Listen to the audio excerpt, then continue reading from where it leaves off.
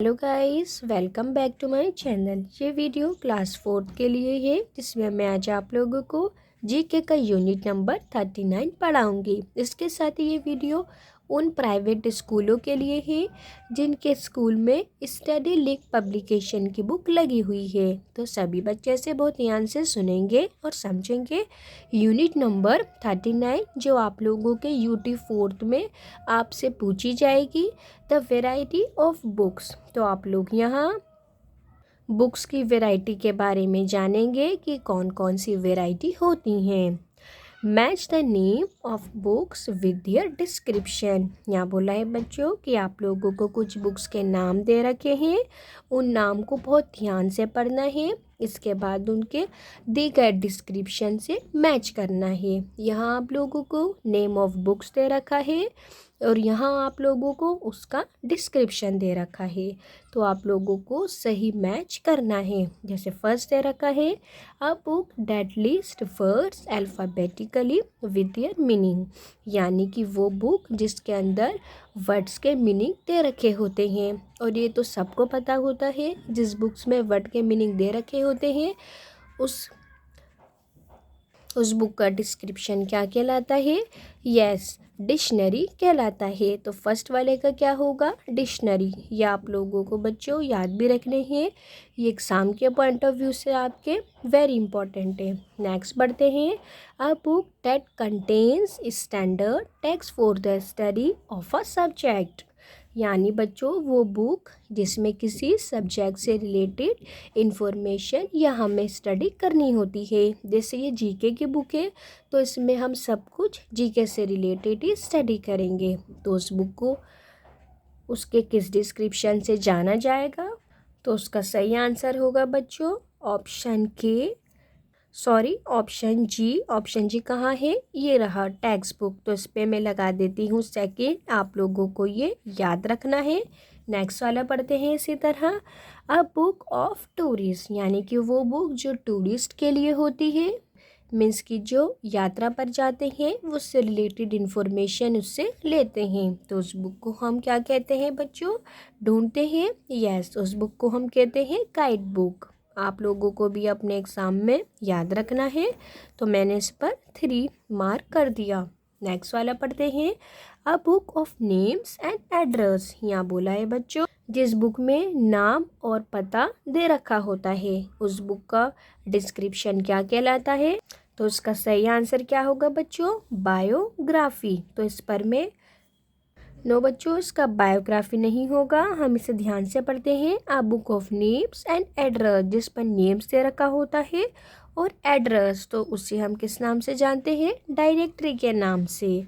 तो यहाँ पे मैं इसको 4 टिक कर देती हूँ। आप लोग भी इसे अपनी बुक में सॉल्व करेंगे, प्लस आप लोग इसे याद भी रखेंगे। नेक्स्ट वाला पढ़ते हैं, a book written about someone life, यानी कि बच्चों वो किताब जो किसी के जीवन के बारे में हमें बताती है, या वो किताब किसी के जीवन के बारे में लिखी गई हो। तो उसका डिस्क्रिप्शन क्या होगा? सही आंसर ढूंढते हैं। यस, इसका सही आंसर क्या होगा? बायोग्राफी। तो यहाँ मैं 5th पॉइंट मार्क कर देती हूँ। सभी बच्चे से बहुत ध्यान से सुनेंगे। नेक्स्ट वाला पढ़ते हैं, a book that list cooking instruction, वो बुक जिसके अंदर हमें खाने पकाने से रिलेटेड इंस्ट्रक्शन दे रखे होते हैं। और ये तो सभी को पता होगा कि इसका डिस्क्रिप्शन क्या होगा? यस, कुकरी बुक। तो मैं इसके आगे डाल देती हूँ कि 6 वाले का है answer J, that is cookery book. तो आप लोगों को भी आंसर्स याद रखने हैं। नेक्स्ट वाला पढ़ते हैं, a book that one rights on his या हर ऑन लाइफ। हिज इस्तेमाल होता है ही के लिए और हर इस्तेमाल होगा बच्चों शी के लिए। सभी बच्चे से याद रखेंगे, यानी कि वो बुक जो कोई अपने लाइफ के बारे में लिखता है, अब वो ही भी हो सकता है और वो शी भी हो सकता है। तो इसका सही डिस्क्रिप्शन क्या होगा? तो इसका सही आंसर होगा ऑटोबायोग्राफी। सभी बच्चे से याद रखेंगे कि वो बुक जिसके अंदर हिज या हर, यानी कि ही और शी अपनी लाइफ पर लिखते हैं, उसे हम क्या कहते हैं? ऑटोबायोग्राफी। तो यहाँ मैं लगा देती हूँ 7। नेक्स्ट वाला पढ़ते हैं, a book that tells a long story, यानी कि वो बुक जो एक लंबी स्टोरी बताती है, उस बुक का डिस्क्रिप्शन क्या होगा? तो इसका सही आंसर क्या होगा बच्चों? नोवेल।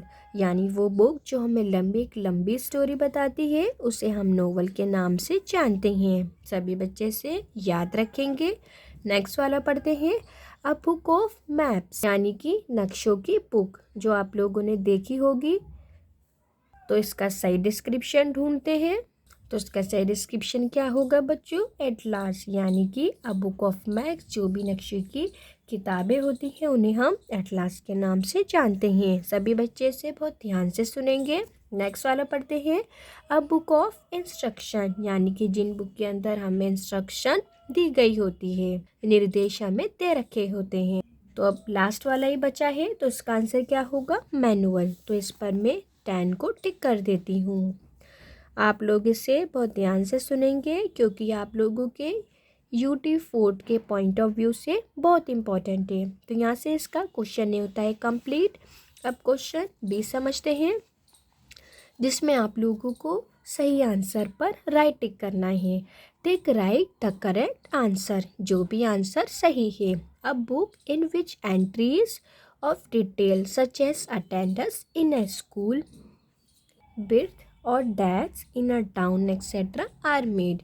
यानी कि वो बुक जिसके ऊपर अटेंडेंस की एंट्री की जाती है, जन्म की एंट्री की जाती है, और डेट्स की यानी कि मृत्यु की, तो उसे हम किस नाम से जानते हैं? रजिस्टर, डायरी या atlas? Yes, right answer is register. तो यहाँ पर हम रजिस्टर पे सही मार्क कर देंगे, क्योंकि स्कूल में ही क्या होता है, स्कूल के रजिस्टर में अटेंडेंस ली जाती है और उससे रिलेटेड या किसी भी स्टूडेंट की डेथ और जन्म से रिलेटेड इन्फॉर्मेशन लिखी हुई होती है। नेक्स्ट पढ़ते हैं, a book in which stamps और फोटोग्राफ आर पेस्ट और इंटरेस्ट। यानी कि वे बुक, यानी जिस बुक के अंदर कोई टिकट या तस्वीर चिपकाई जाती है या डाली जाती है, तो उसे हम क्या कहते हैं? एटलास, एल्बम या dictionary? Yes, right answer is album. आपने एल्बम्स में देखा होगा जिसमें फोटोग्राफी की जाती है, फोटो को पेस्ट किया जाता है।